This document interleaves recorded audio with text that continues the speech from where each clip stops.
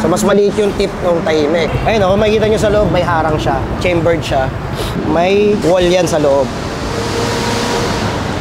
Ayan, hindi kayo tatagos, hanggang dyan lang siya. Tapos yung mas maingay na version, ayun o. Mas malaki yung bunganga niya. Mas malaki yung diameter niya. Yung isa, chambered. Ito, semi-straight.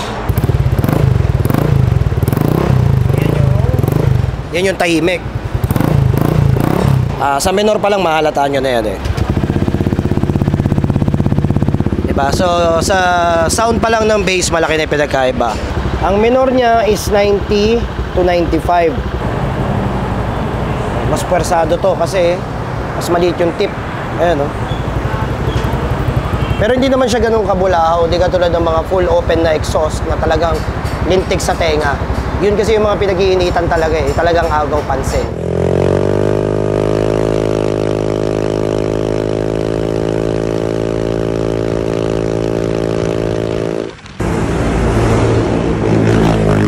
Dumating na yung kontrabida pipe natin. Ito na oh. Kaso update ko lang kayo kasi dalawa tong dumating ngayon. Isang tahimik, isang maingay. Number 1, para malaman nyo kung ano yung tahimik. Ito, tignan nyo rito. Nasa butas yan. So mas maliit yung tip ng tahimik. Tapos yung mas maingay na version, ayun o. Ito. Mas malaki yung bunganga niya. Mas malaki yung diameter niyan. Anong pinagkaiba niyan sa loob? Yung isa, chambered. Ito, semi-straight. So pakinggan nyo ang pinagkaiba niya. Dito muna tayo sa tahimik. So ito yung tahimik natin na chambered na kontrabida.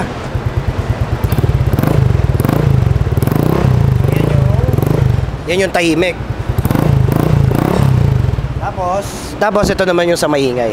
Sa minor pa lang mahalataan nyo na yan eh. Diba? So sa sound pa lang ng bass, malaki na yung pinagkaiba.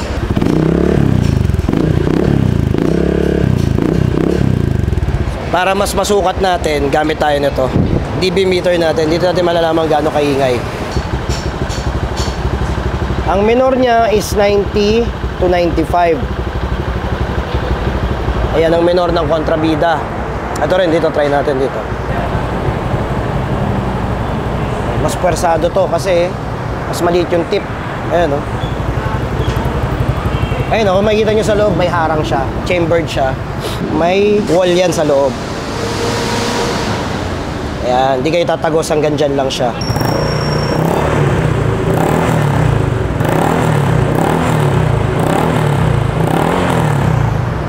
Ayun, tara natin sa kabila.